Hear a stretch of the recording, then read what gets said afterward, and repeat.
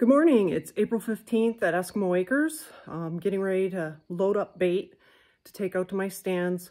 I have a camera at one of my bait sites that's not taking pictures anymore, so I'm gonna swap the batteries, change the card in it, and see if I can get it to work.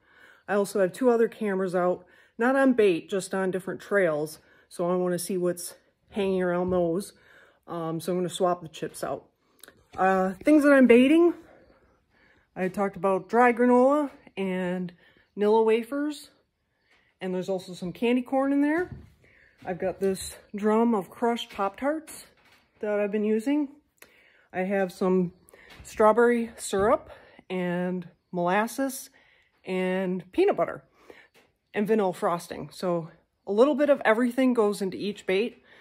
I did have that same boar come in last night, and I had wolves this morning.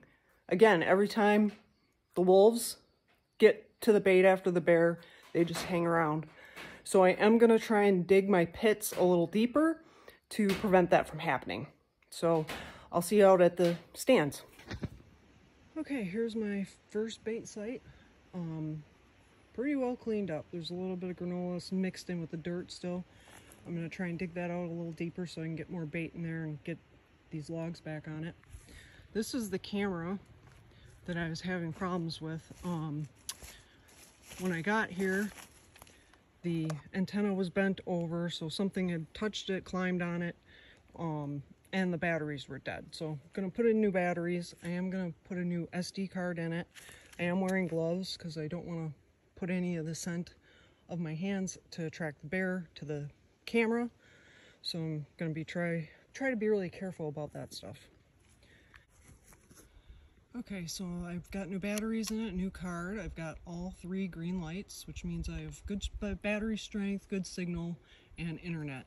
So this should be all set. I'm gonna close this up, and then I'm gonna start working on the bait, and I'll check it before I leave to see if it sent any pictures to me. And this is the muddy trail cam. It has been really good for me. I have 5 of them. So to give you an idea of where this bait site is, beyond my bait, this is the direction that the bear are coming from down in the cedar swamp. They're coming right up that trail and then this trail right here. Sometimes they pop out on this side because there is a little trail that goes to my old tree stand back there that I used to bear bait or hunt deer out of.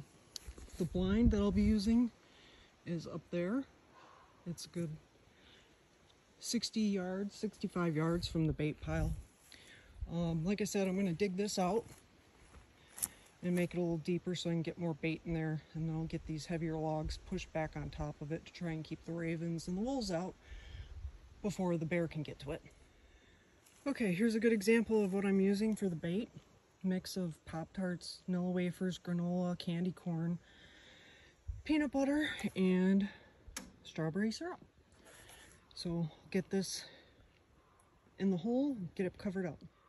All right, that's what it looks like. I can't smell it since I don't have a sense of smell. The ravens aren't happy with me right now. You can hear them in the background. They don't like that I'm standing in their spot.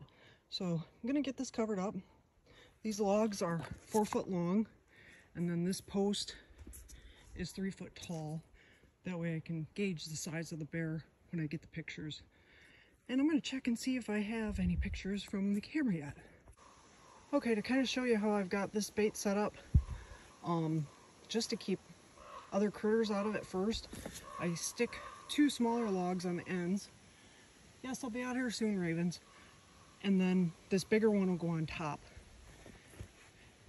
That way it kind of blocks it off from the ravens picking on it. They still sit here though, but it doesn't seem to bother the bear. So I'm going to close this up and get out of here and head over to the brass hut. Okay, we are out on the power line, and up there on top of Gobbler's Knob is the brass hut, and down here at about 70 yards, maybe 65 if that, is where I've got this bait. I've got my trail camera over there. That one is working fine, so I'm not even going to go by it. But again, I need to dig out this hole a little deeper. This ground was a little tougher to dig in because it just has a lot of roots, even though there's not many trees right by it. So I'm gonna get working on that and get this baited and get back to the house. Okay, this bait's all set. Just to give you a layout of the land here, the bear and the wolves tend to come from that direction, which leads down into another cedar swamp. Kind of connects to the backside of that other bait. So I am hunting two baits that are relatively close. I'm still hoping to get a bigger bear out here. To explain the ribbon on my marker here, that's at 2 feet. So I can look at the bear size and compare it to that. If I know it's 2 feet or over, that's a good mature bear. The boar that I have on the bait, like every day the past 5-6 days, he is just a tad over that orange marker. The one weird thing is the ravens do not like it. So they pick it off and they end up having to tie it back on. There's also a golden eagle. He must have a nest close to here because he comes and perches right on the top of this. And I've got this one. It doesn't have as many big logs. I was actually lucky at the other stand. I had a tree come down and I just was able to cut up the logs right there and barely had to move them. Here I had a couple of different spots that I went and drug stuff from, but it's pretty well covered up for what I need. It protects it from the critters a little bit so that the bear have a chance to get at it first. All right, I'm gonna head back to the house and check out what was on the other two cameras that are not cell cameras. This video is not sponsored by Keweenaw, but if they would like to sponsor me, this is a great machine. Okay, so this is the concoction my dad came up with for a portable blind, something that would keep the heat in better than a pop-up. It is on a trailer. It has been here for a number of years. Me and my husband keep talking about moving it back over to our actual property. But honestly, my dad was a big guy, and I'll be surprised to see what's in here. Oh! Well, critters have been in here many times over the years. Nobody's hunted this probably 4 or 5 years now, since my dad died. But I honestly don't know how my 6'2" father fit in this blind. This blind was put here in 2007, November 4th. And then, it's hard to read. Looks like he wrote down some of his first snows. Temperature, 68 degrees, October 13th. So yeah, it's been here a while, and it needs a remodel. We talk about reusing some of the materials off of this, especially the trailer, because it's actually still in decent shape.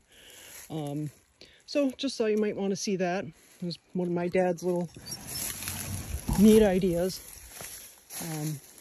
Definitely seen better times, and I'm actually surprised the power company hasn't hauled it off the power line yet, but it's out of their way when they come to trim this down, which they haven't done in a number of years, so they're probably due to do it this fall.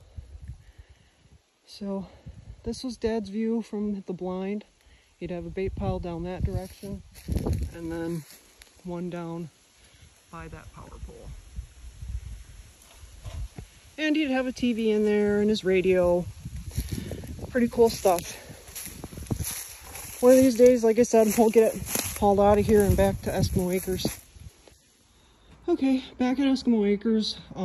This is how I ended up setting things up in the barn, because I didn't want to leave these barrels outside. One, because they're hard to seal back up, and two, I didn't want the bear coming near the house. I want them out in the bush. So I prop the lids back on top of here, but I don't screw them down. And that's kept them, there haven't been any critters in here yet, knock on wood. So I'll get that wrapped up and then go check out those trail cameras.